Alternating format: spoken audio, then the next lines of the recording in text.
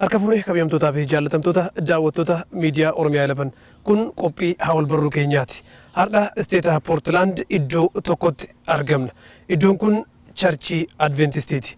Bakki kun Oromo Seventh Day Adventist Church of Portland jedhama. Bakki argaa jirtan kun mana waaqeffannaa isaaniiti. Maal fakkaataa bal'inni lafa isaanii hoo maal fakkaataa qabeenyi Oromoon biyya Oromaa dhufanii horatan gama tokkoon manneen amantaati jechuudha. Manneen amantaa kana keessatti akkuma kanaan dura masjidota garaagaraa isinii dhiyeessaa turretti har'a immoo wajjin keessa deemnee maal fakkaata keessi isaa hoo maaltu jira karoorri mana waaqeffannaa kanaa maal fakkaata isaan wajjinis turtii goonaa gamanumaan gara keessaa wajjin daawwataa deemna nu wajjin tura.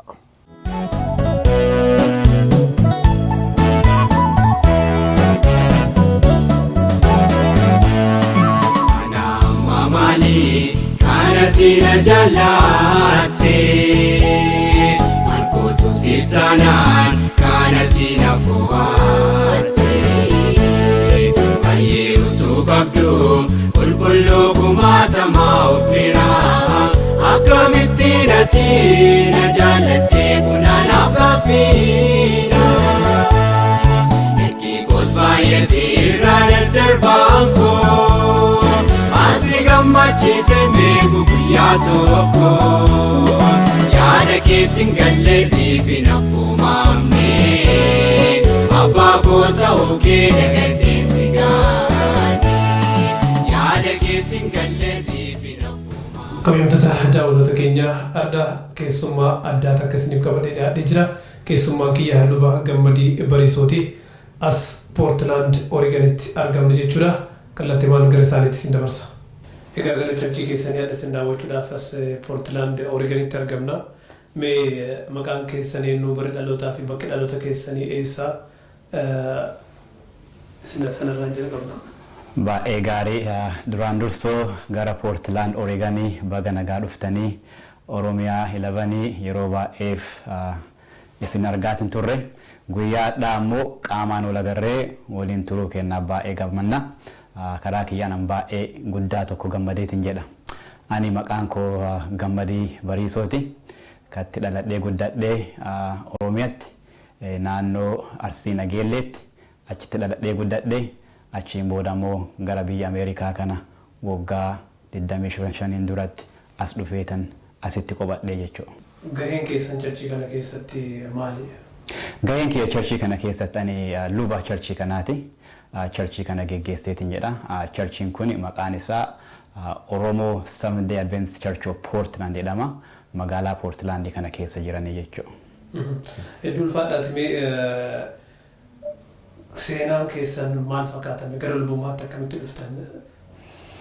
Seenaa yeroo dheeraa qabdu kan hin beeku iyyuu ani jalqabarraa gara lubaattiin dhufa jedheetiin yaanne iyyuu haa ta'u malee Waaqayyo karaa nama hundumaayyuu itti waamuun qaba. Ani barumsi kiyya ogummaan kiyyas kanaan dura mootummaa keessa tajaajilaatiin ture. Mootummaa keessatti karaa fayyaatiin saba Poortilaandiin keessa jiran magaalaa Oreegonii kana keessa jiran isaan tajaajilaatiin ture. Akkasumas isaan tajaajiluu qofaa odoo hin taane karaa adda addaatiin waan adda addaati irratti illee hirmaataatiin ture. Haa ta'u malee Waaqayyo waldaa tajaajiluu qabda jedheetiin na waame. Oduu mootummaa tajaajilaa jiru achuma keessaa na waame jechuudha. Mootummaa biyya kanaa waggaa 16 tajaajile. Achiin booda immoo gara waldaa deebee waldaa kana amma waggaa gara 5tiif tajaajilaatiin jira. Charchiin kun mee tajaajila waaqeffannaatiin yookiin amantiitiin sarvisa amantiitiin kennuun alatti hawaasaaf tajaajilinni addaa kennu jira? Baay'ee charchiin kun tajaajila addaa baay'ee kenneetiin jedha. Keessattuuyyuu namoonni keenya biyya keenyaa hennaa baqataa ta'anii dhufaniitiin jedhani iddootti qophatan barbaadanii naannoo kana aadaa isaan beekanii namoota baay'eellee hin beekanii namoota biyya keenyaa baqatanii dhufaniitiin jedhan biyya keenyaa godaananii as dhufaniitiin jedhani isaan asitti barsiisee aadaa lafa kanaallee akka isaan hojjetanii jiraachuu danda'an barsiisee akkasumas ammoo iddootti qobatanillee mana isaaniillee attamitti akka biyya kana keessa jiraachuu danda'an waa'ee hawaasa biyya kanaallee barsiisuun illee ufitti ammachuun saba biyya keenyaa Oromoo biyya keenyaa dhufeetiin jedhe ufitti ammatee tajaajila akkasii sanniin kenneefiitiin jedha. Galatoomaati miidhuma gammadii wanni isin jechuu barbaadu gaafiin tokko hawaasni biyya keenyaa manneen amantaa yeroo bitatu hedduun isaanii qabsoo hedduu godhaniitiin waanuma hojjetan irraa bitatan. Isinoo charchii kana bitattaniiti moo bifa kamiin? Baay'ee gaarii charchii kana ka amma keessa jirru kana charchii bareedaa keessa jirru kana kireeffannee keessa jirra. Sabni keenyaa akkuma beektu biyya keenyaa baqatee dhufa hennaa baqatee dhufeetiin jedhu yeroo jalqabaatiif horii gayaallee hin qabu haa ta'u malee hagas dhufee as bubbulee barumsallee baratee dalagaallee jalqabeetiin jedhu horii walii qabateetiin mana ofii ijaarateetiin jedha yookiin waldaatti waaqeffatu ijaaratee yookiin bitateetiin jedha. Nullee amma piroosesii san keessa jirraa jechuudha. Lafa baay'ee guddaa isaa binnee jirra. Lafa san irratti waldaa guddaa ijaaruuf qophaayaa jirra amma. Lafa kanaaf innaa ijaaruuf qophoofnu kana keessatti pilaanii adda addaallee baafnee jirra.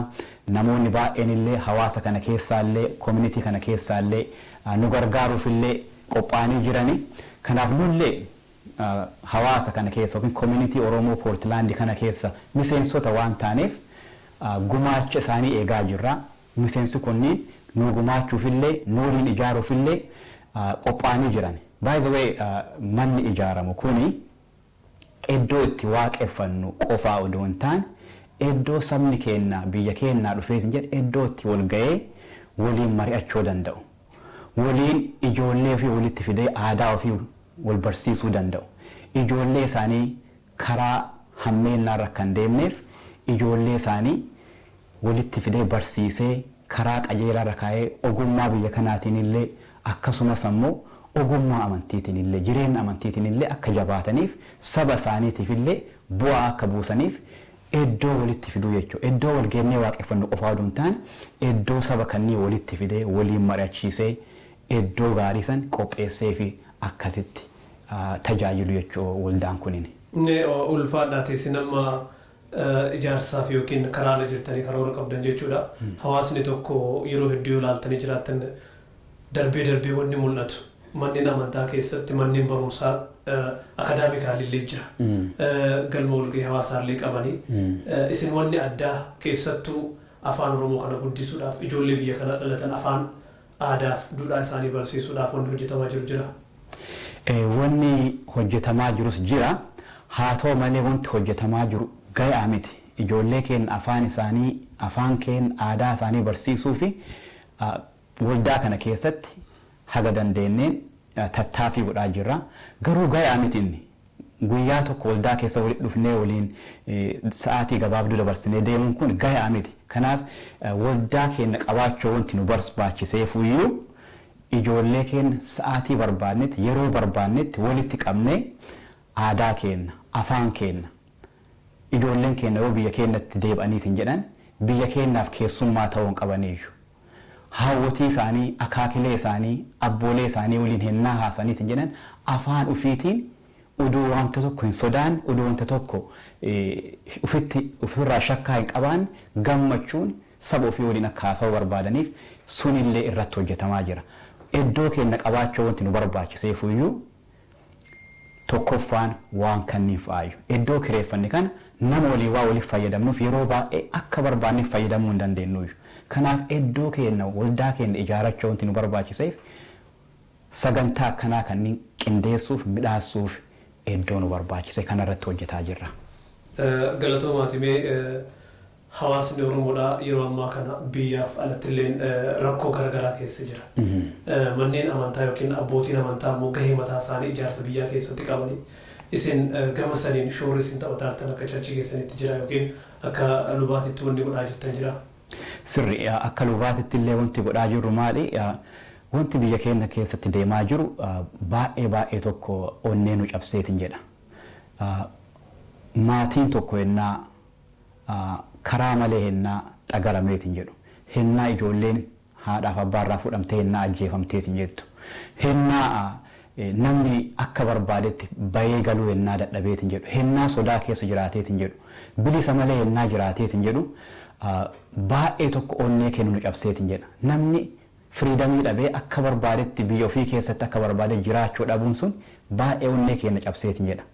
Waldaan kennaayyuu wanti asitti dhaabatteef warroota firiidamii akkasii yookiin ammoo bilisa akkasii dhabeetiin biyya kana keessa dhufeetiin isaantu waldaa Poortilaandii kan Oromoo kana dhaabee jira. Kanaaf wanti akkanaa kun innaa baay'atameetiin jedhu baay'ee onnee kenna cabseetiin jedha. Kanaaf waan biyya keenya keessatti amaa jiru kana innaa laalleetiin jennu wanti nu godhaa jirru tokko akka karaa amantii masakkaa tokkootiin waldaa walgeennee yeroo hundumaayyuu waaqa kadhanneetiin jenna.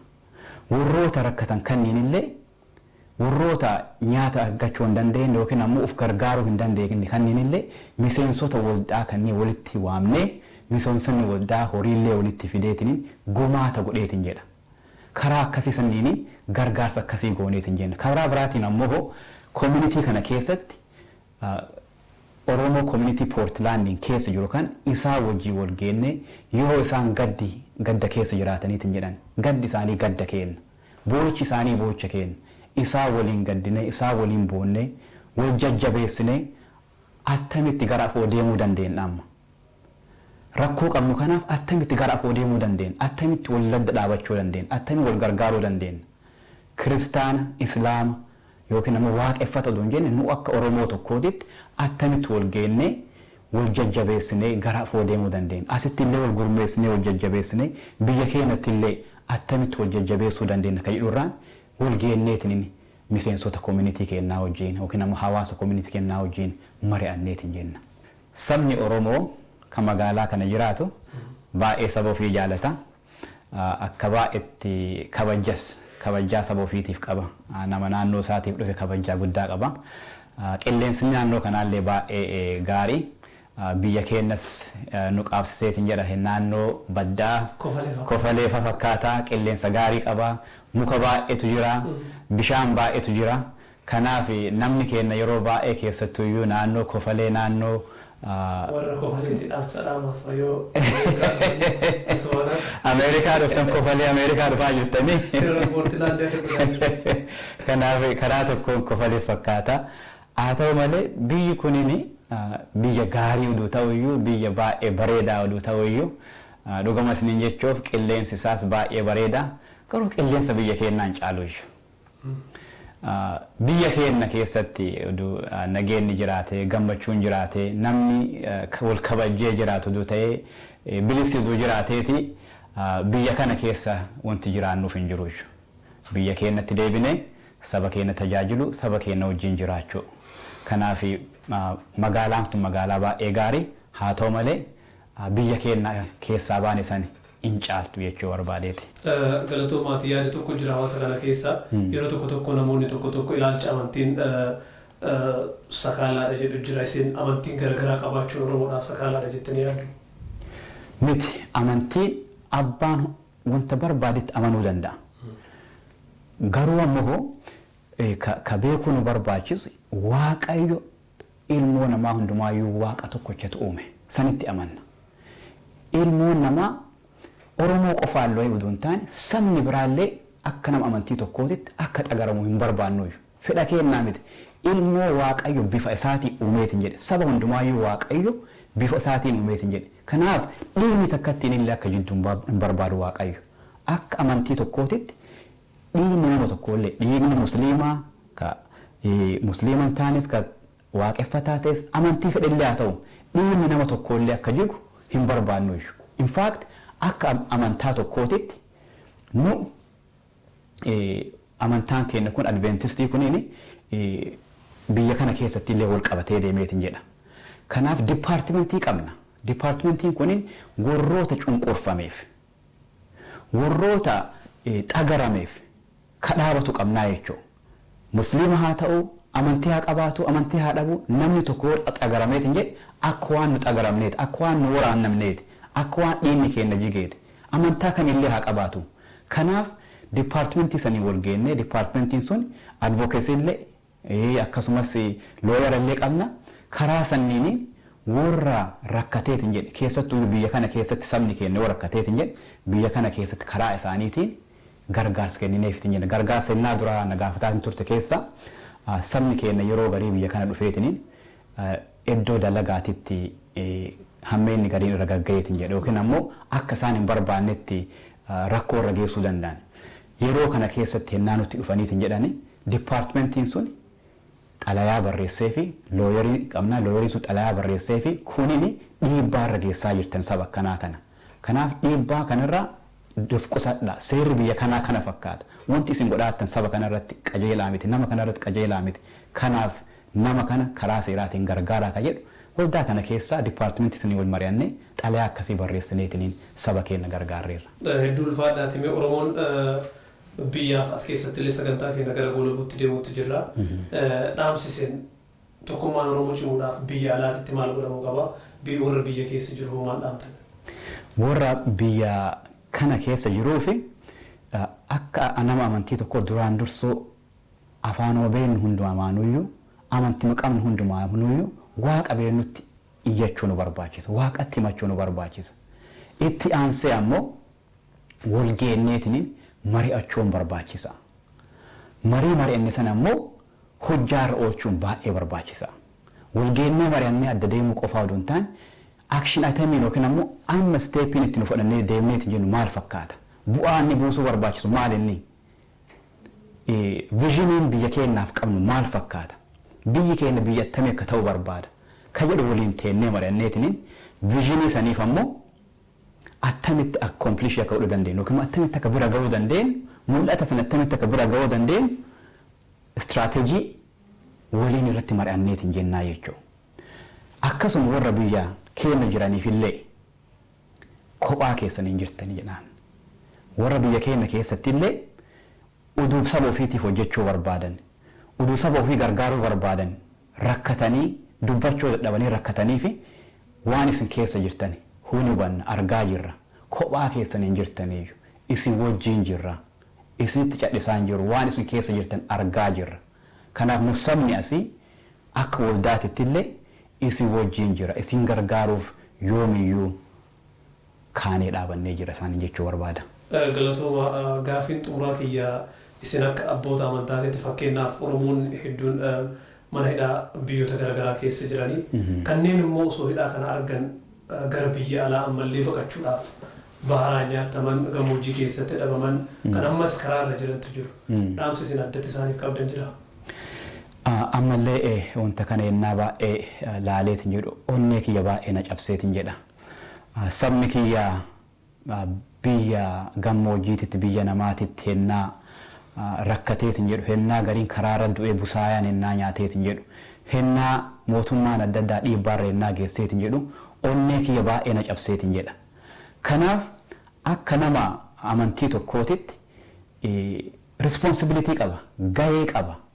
Gaheen kiyya qabu karaa mootummaatiin illee wanta ta'uu barbaachisu mootummaa naannoo kanatti iddoo kiyya bu'ee naaf hojjetutti isaanitti iyyachuun isaanitti himuuf barbaachisa. Maaliif sabni kiyya biyya akkanaa keessatti rakkataa jira. Rakkoo akkanaa kana keessa jira. Kanaafuyyuu karaa mootummaa kaawwanii walgeenneetiin rakkoon kun akka furmaata argateetiin jedhu hojjechuu nu barbaachisa. Akka nama reprezentaatiiv yookiin immoo iddoo kiyya bu'ee hojjetuu tokkootitti ati senetariin koongiresmaaniin waan kana irratti hojjechuu qabda ka jedhu karaa kanniin iyyannoo itti geessuu barbaachisa. Karaa waldaatiin illee akkuma qarasiin jedhu dipaartimentii qarasii maqaatii dubbisaniin isaanitti illee dhadheetiin isaa wajjin illee influensii isaan qaban isaan warroota mootummaa waliin hojjetantu jira dipaartimentii keenya keessatti isaa waliin taaneetiin iddoo akkana rakkoo akkanaatu jira.